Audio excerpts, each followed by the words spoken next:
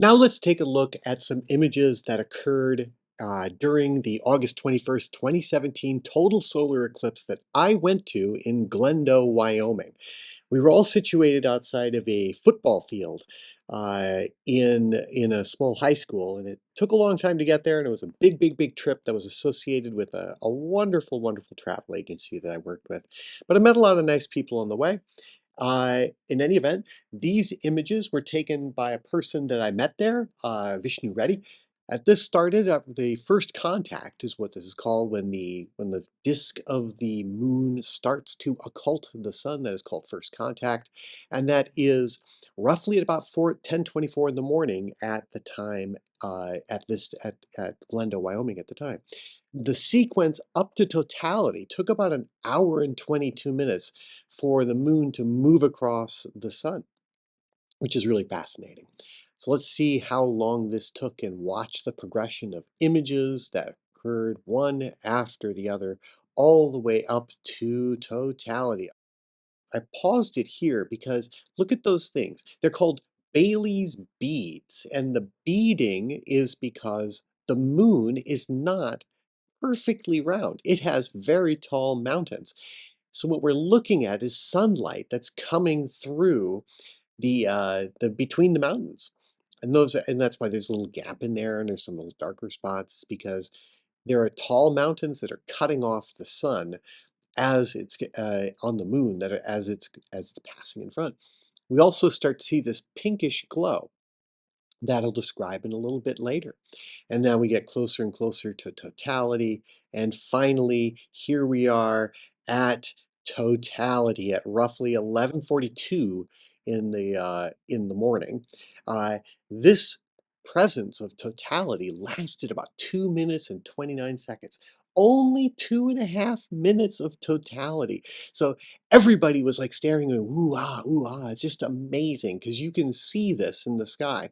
You will see the corona using sunglass, using the special glass, not glasses as per se, but just a filter, a solar filter that allows you to look straight at the sun.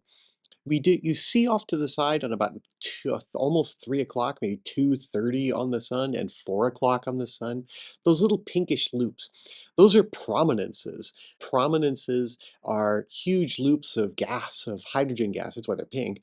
And I discussed this in the video on the sun. Uh, those things are huge. By huge, I mean each of those little tiny pink loops is much bigger than the entire planet Earth. But the more prominent thing you see is called the corona, which are all these wispy, gaseous elements they're streaming away from the sun. They're extraordinarily hot. The surface of the sun is about 6,000 degrees Kelvin, but the corona is millions of degrees Kelvin. And so they glow by the heat.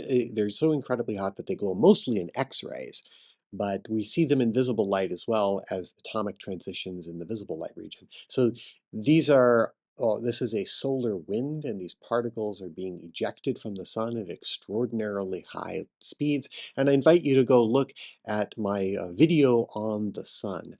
But what's really important in here is that we get 2 minutes and 29 seconds of totality in Glendo, Wyoming, and you do see this in the sky. This is a photograph, but you also see it in the sky, and you can see it with those glasses. It's just an amazing view. So let's continue on.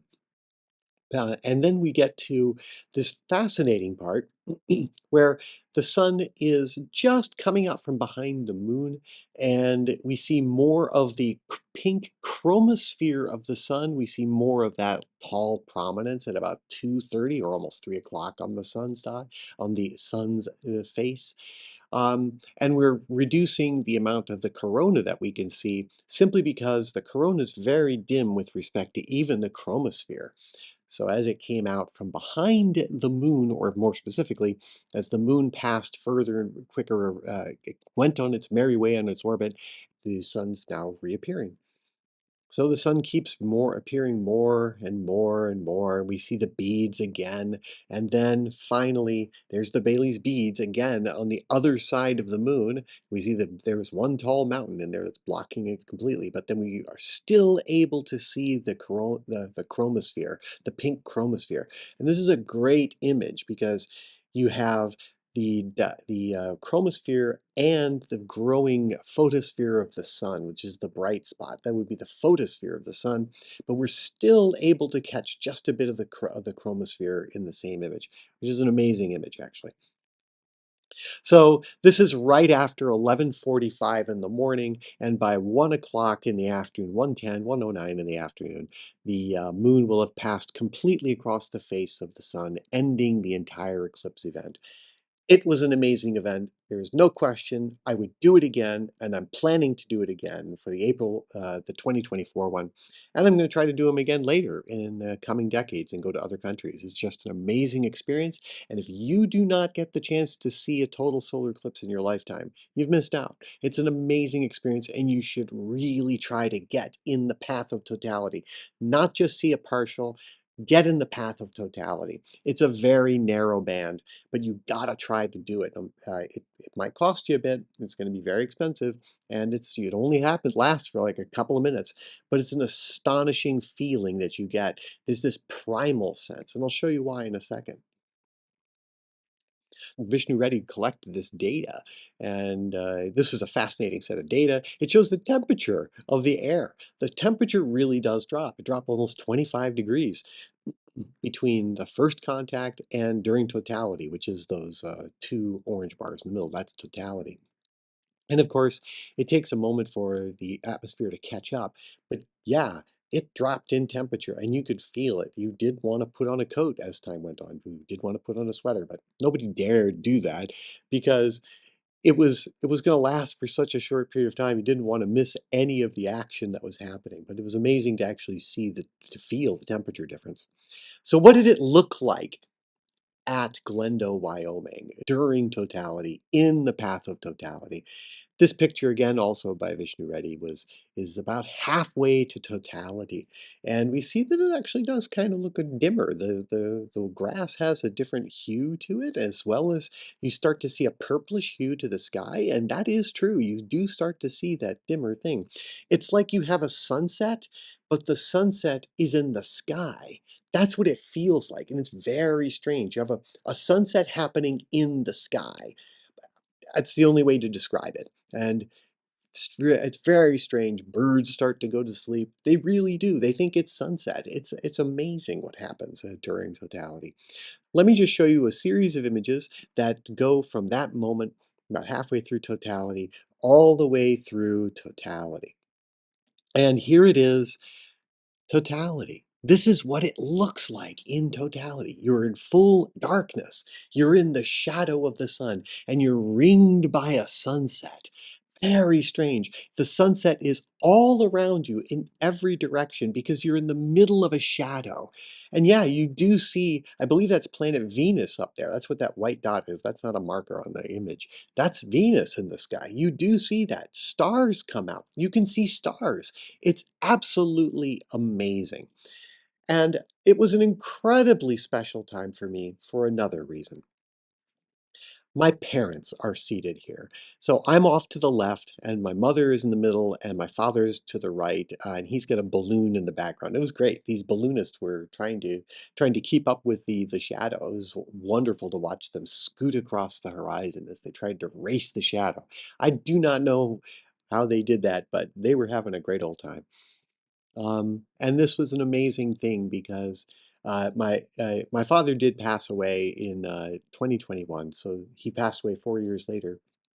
And this was such an amazing opportunity for me to be able to take them on this tour of Wyoming and Colorado. My father had been the president of Powell of Northwest Community College or in Powell, Wyoming. So Glendo was familiar territory to him, and he was a man of the Southwest. He grew up in Arizona, and he loved all that stuff. So the desert Southwest was part of the family.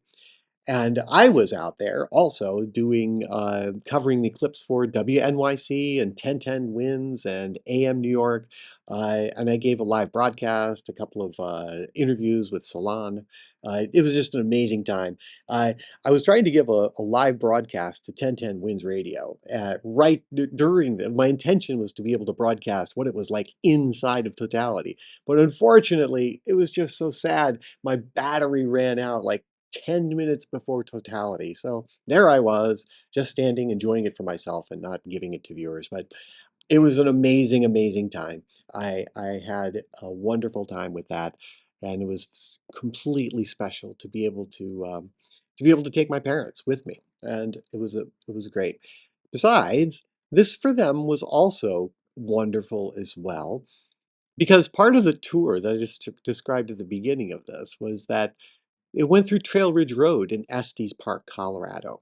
And the last time they'd been on that road, they were driving from Boston to Los Angeles in 1955. He was 20 and she was 18. And can you tell?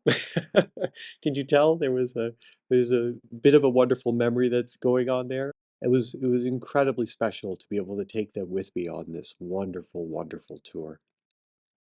Well, after it was all done, we tried to get home from Glendo back to Cheyenne to our to our hotel, and this happened. There were so many cars that it took hours to get back. I think it took we stayed at the football field until totality was complete, and I think we packed up pretty quickly. I seem to remember we kind of got on the road about 1:30 or so, and the bus driver really wanted to get us going, but we didn't get back to the hotel till 6 p.m. or 7. It took a long time. And there were a couple of people that thought they'd be funny and ride on the grass to go south and get off the highway, but state troopers weren't having any of that. And got people back on the road. I was really surprised they didn't close the northbound road over there and get people off these highways as fast as possible. But there weren't any incidents of note. There was that guy who did run out of whose radiator did overheat, and there was a really big problem in Wyoming with gasoline, and they ran out of gas, I believe, in a lot of gas stations across Wyoming. So when you do go to see a total solar eclipse anywhere, you have to be prepared for running out of gas in your car because everybody and their cat, their dog, their hamster is going to go, and they will use up all the gasoline there. So perhaps an electric car with a solar panel would be a really good idea with this time. So do be prepared for anything if you do go to a total solar eclipse. And so that was an amazing view. And here again is the corona around the sun during totality, that 2.5 minutes of totality on August 21st, 2017. Now you really should mark your calendar for Monday, April 8th of 2024. The path stretches from Mexico to Canada. Where shall you plan your rendezvous with the moon shadow? And a lot of eclipse aficionados go where the weather prospects are the best. And as you can see in this, the best weather prospects are from Dallas Fort Worth down through Mexico. Wherever it's red on this image, that's probably going to be cloudy because the median cloud fraction is a measurement of how cloudy it is over a large period of time. I forget how meteorologically. Typically, this is, I think they usually do a measurement of 100 years or something and try to skew the most recent to being heavier. But anyway, the median cloud fraction tells you whether or not it's probably going to be cloudy there. So it's probably going to be cloudy anywhere north of Memphis. So I would strongly suggest getting down to Dallas, Fort Worth, Austin, and San Antonio, and Nuevo Laredo. However, I happen to know that at this time, which is November of 2023, all hotels in Dallas, Fort Worth, Austin, and San Antonio and surrounding areas have already been booked. A buddy of mine said he could only find things through a timeshare and through Airbnb. So that's amazing. Luckily, I have a friend in Mexico, so I'm probably going to be going down to Mexico during that time. So we'll see how that flies, and I'm going to give an update in the future. But if you can, get down to Texas. Now, if you do get over to the Rio Grande, north of Nuevo Laredo, just know that that is really empty place and there's almost no gas stations in that area. Those roads are empty, there's very few facilities, and it's rugged terrain and it's hot and it can get extremely hot even in April. Be really careful if you choose to try to get in the path close to the Rio Grande in Texas. And if it's smartest to try to stay in Austin or San Antonio, that will probably be your best bet in the United States in that area. They'll have the most facilities, but you're not going to get a hotel at this time. You might have to get a hotel maybe 50 to 100 miles outside of the path of totality and then get up extremely early and try to drive there maybe 6 to 7 hours prior to totality. If you do not drive and get on the road up to 6, maybe 12 hours before, you won't get into the path of totality in Texas. Texas has an extremely extensive road system, but it's mostly two-laners away from the path of total up there. And that highway that goes through Nuevo Laredo will eventually curve north through Marfa and go up north of the Big Bend. If you wish to try to go, say, 250 miles east of El Paso, there is a small sort of place called Fort Stockton, Texas. I've drove through. They've got a number of really good motels. So if you fly into, say, Albuquerque or El Paso, and then drive and stay the nights over in Fort Stockton, it's approximately from Fort Stockton to where you see Nuevo Laredo, maybe a 4 to 5 hour drive. That's a long drive. I've driven from Matamoros or Brownsville, Texas, right down there, which is in the southernmost tip, all the way to El Paso. And that will take about 14 hours to drive that. And I've done that all in one sitting. It's a long drive. It's almost 900 miles from Matamoros or Brownsville, which is in the Texas side of the Rio Grande right there, up to El Paso is 840 miles directly, 860, and an additional 40 miles goes to Las Cruces, New Mexico, which is where I went to grad school. And my parents at the time were living in Brownsville, Texas, as a tip. So I've driven that area many times. I strongly advise that you try to either base yourself out of Austin or San Antonio or base yourself east, or I'm sorry, west of that. And Fort Stockton would probably be a good chance, but you're going to be driving 300 to miles or maybe 400 miles just to get to some place in the path of totality, but it might be easier coming from the west into it than from the east. All right, so there's something. If you do it, you will not regret it, but you must plan. You must plan very far in advance.